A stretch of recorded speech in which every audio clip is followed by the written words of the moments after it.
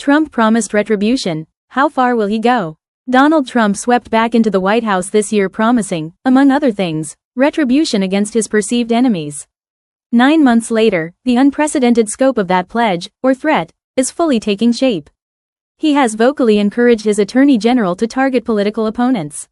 He has suggested the government should revoke TV licenses to bring a biased mainstream media to heel.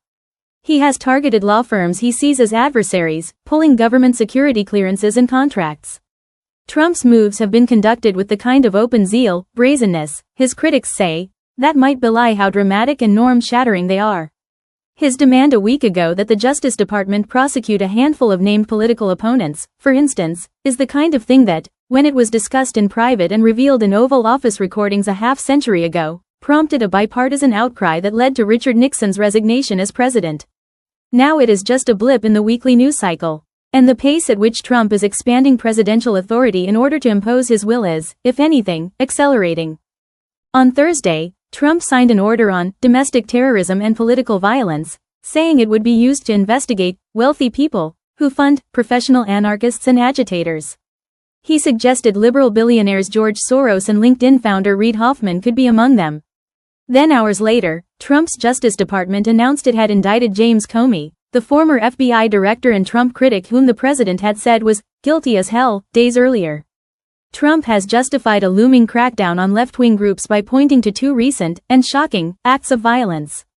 First, the killing of conservative activist Charlie Kirk on a college campus, and then this week's gun attack targeting immigration agents in Dallas, in which 2 migrant detainees were wounded and 1 killed. The president says his broader blitz of action is necessary and urgent.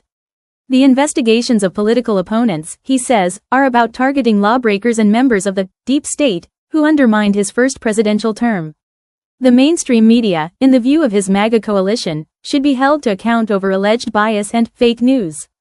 Private businesses weakened by diversity policies and political corruption require the firm hand of government to set them straight. He and his supporters also accuse the Biden administration of being the real culprit behind any presidential norm breaking. A tale of 2 presidents. During the Democrats' 4 years in office, Trump was indicted 4 times and convicted once. Several of his close aides, including former 2016 campaign chair Steve Bannon and trade advisor Peter Navarro, were prosecuted and imprisoned for contempt of Congress. Others were indicted for their alleged role in attempting to overturn the 2020 presidential election. The Biden White House directed social media companies to restrict what it characterized as harmful speech during the COVID pandemic. And the president attempted to expand presidential powers to implement his agenda, including student loan forgiveness, vaccine mandates, protection of transgender rights in public schools and environmental regulation. Turnabout, Trump's side might say, is fair play, but the differences between the Biden actions and those being undertaken by this president are at times stark. While Trump was prosecuted, only 2 of the cases were brought by the federal government and both by a special prosecutor set up to be independent of Biden's Justice Department. Biden, unlike Trump, remained largely silent about the cases. Many of Biden's executive actions were undone by the Supreme Court, which so far has given Trump a free hand to operate. Such details may be of lesser concern to Trump, however, who has portrayed himself as a persecuted figure, and used this sense of grievance to connect with many of his voters, who share a similar sense of injustice at an establishment they view as tilted against them. And Trump may feel less restrained in his second term given that, last year, the Supreme Court held that U.S. presidents, including Trump, are largely free from criminal liability for official actions they take. Underlying the entirety of the debate about presidential power and retribution has been a fundamental disagreement between Biden and Trump over the nature of the existential dangers facing America and the world. The core belief among many in the top ranks of Trump's White House is that America, and Western civilization writ large, face a dire threat from leftist culture, mass migration, unbalanced global trade and intrusive government. During a fiery speech at the memorial service for slain conservative activist Charlie Kirk, longtime Trump advisor Stephen Miller, the architect of Trump's immigration policies and one of his most vocal defenders, said that America's legacy hails back to Athens, to Rome, to Philadelphia, to Monticello. "You have no idea how determined we will be to save this civilization," he said. "To save the West, to save this republic." This kind of outlook stands in sharp contrast to the one outlined by Biden during his presidential term. In his view, the defining fight of the era was not between Western civilization and forces that would destroy it, but between democratic and authoritarian nations. We're at an inflection point between those who argue that autocracy is the best way forward and those who understand that democracy is essential, Biden said in 2021. We must demonstrate that democracies can still deliver for our people in this changing world. Now, Trump's critics say, the current president is more than just abandoning that fight. In their view, he is pushing the U.S. towards authoritarianism. How the U.S. political landscape changed. The Comey indictment, for those who believe Trump is an aspiring autocrat, is only the latest example of this president targeting critics based on a sense of personal grievance and retribution. In the days before Comey was charged with making a false statement to Congress and obstructing justice, Trump called on Attorney General Pam Bondi to prosecute not just the former FBI director but also New York Attorney General Letitia James and California Senator Adam Schiff, figures he has accused of conspiring against him. We can't delay any longer, it's killing our reputation and credibility, he wrote. They impeached me twice, and indicted me, 5 times, over nothing. Justice must be served, now. The federal prosecutor who had been investigating Comey and James resigned amid the pressure, and was replaced by a former personal lawyer to Trump. She is reported to have personally presented the Comey case to the grand jury, a panel of citizens who assess the strength of the case that indicted him. This is unprecedented, to have the president basically direct his people to indict a specific individual because he's angry at that person, Lori Levinson, a law professor at Loyola Marymount University, told the BBC. Other prominent critics of the president have also faced investigations.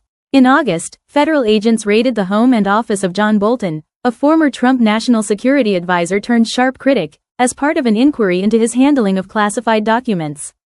John Brennan, head of the CIA during the Obama presidency, is reportedly also under investigation. President Trump has also waged a campaign against major media outlets, which he has said are overwhelmingly critical of him in violation of federal law. He has sued the New York Times and Wall Street Journal for billions of dollars, after settling suits with both ABC News and CBS News. Last week, even some high-profile Republicans cried foul after Brendan Carr, the head of the Federal Communications Commission, successfully urged local stations to drop one of America's biggest late-night comedy shows over comments host Jimmy Kimmel had made about Charlie Kirk, his suspected killer, and the way Trump had mourned him. The president then doubled down, saying networks that give him bad publicity should perhaps be targeted. Amid the furore, Texas Senator Ted Cruz compared Carr's threats against media companies to mob tactics, while his colleague Rand Paul of Kentucky called them absolutely inappropriate. Some on the left go much further, however, drawing dark comparisons to 1930s Germany. Trump is the Hitler of our time, was one of the chants protesters lobbed against the president when he dined with aides at a Washington restaurant last month. Anyone who thinks we're on the way to authoritarianism is wrong, Democratic Senator Chris Van Hollen of Maryland said this week. We're already there. The Trump administration says such warnings are not only unfounded but hysterical, the manifestation of Trump derangement syndrome. They draw a direct line between such criticism and recent acts of violence, including the killing of Kirk. If you want to stop political violence, stop telling your supporters that everybody who disagrees with you is a Nazi, Vice President J.D. Vance said this week. Debates around Democratic backsliding. The concept of Democratic backsliding, and whether it's happening in the United States, however, does not have to rely on fraught debates referencing the rise of 20th-century fascism.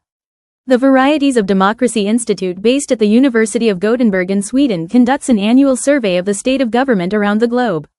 It found that 72% of the world's population now lives in autocracies, the highest level since 1978.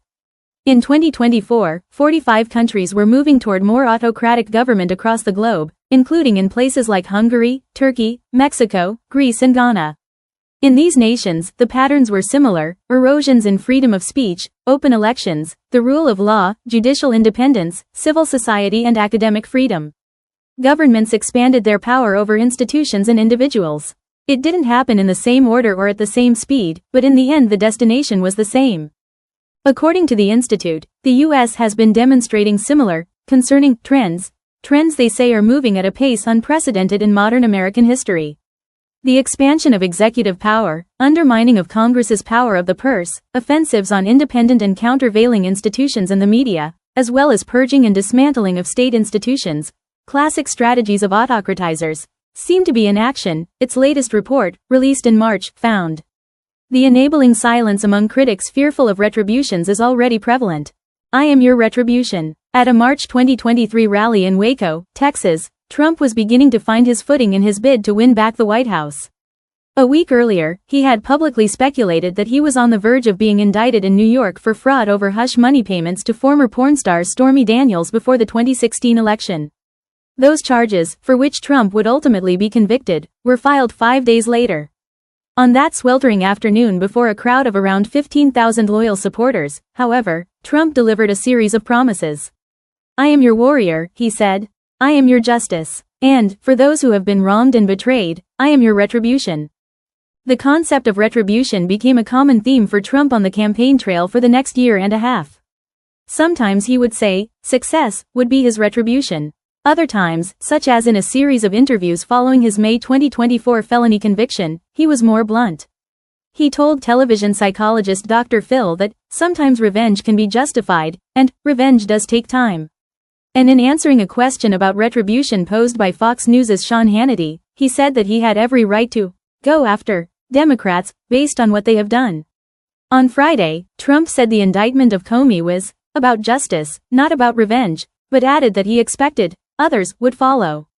This is also about the fact that you can't let this go on, he told a pack of reporters at the White House. They are sick, radical left people and you can't let them get away with it.